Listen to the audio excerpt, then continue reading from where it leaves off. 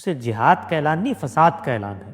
جو اس طرح کے جذباتی لوگ ہوتے ہیں یہ قوموں کی تباہی کا باعث بنتے ہیں، تو دین اسلام کی نظر میں وہ فسادی ہے۔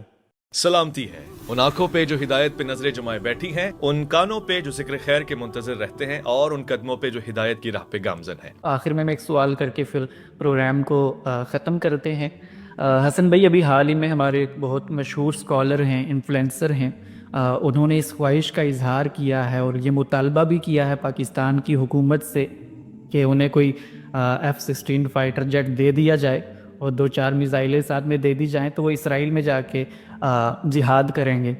تو سب سے پہلے تو میں آپ سے یہ سوال کرنا چاہوں گا کہ ان کے اس حوصلے پر آپ کیا کمنٹ کرنا چاہیں گے، اور ساتھ میں ان کے اسٹوڈنٹس ہم سے یہ مطالبہ کر رہے ہیں کہ کیا کم سے کم جانا تو چلیں چھوڑ دیں، لیکن کم سے کم کیا آپ کے استاد بھی اس طرح سے بہادری دکھا کر یہ حوصلہ بیان کر سکتے ہیں؟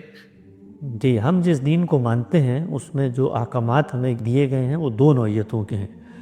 پہلے وہ جو فرد کو بطور فرد دیے گئے جس میں اس نے فیصلہ کرنا ہے، دوسرے وہ جو معاشرے کو، ریاست کو، ہمارے نظم اجتماعی کو دیے گئے ہیں، اس میں فیصلہ انہوں نے کرنا ہے۔ جہاد کا حکم اور جہاد کا فیصلہ یہ نظم اجتماعی سے متعلق ہے۔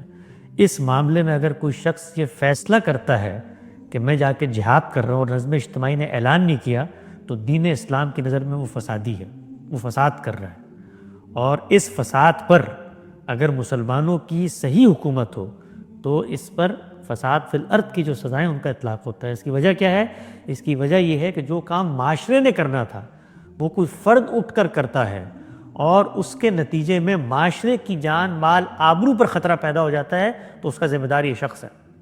تو اس طرح کا جو دعویٰ کرتا ہے، کوئی بھی شخص ہو جو اس طرح کا دعویٰ کرتا ہے، جو چیز اس سے متعلق نہیں ہے اس میں تنہا فیصلہ کرنا اور اس کے نتیجے میں لوگوں کی جان، مال، آبرو کو خطرے میں ڈال دینا، دین اسلام کی روح سے جہاد کا اعلان نہیں، فساد کا اعلان ہے۔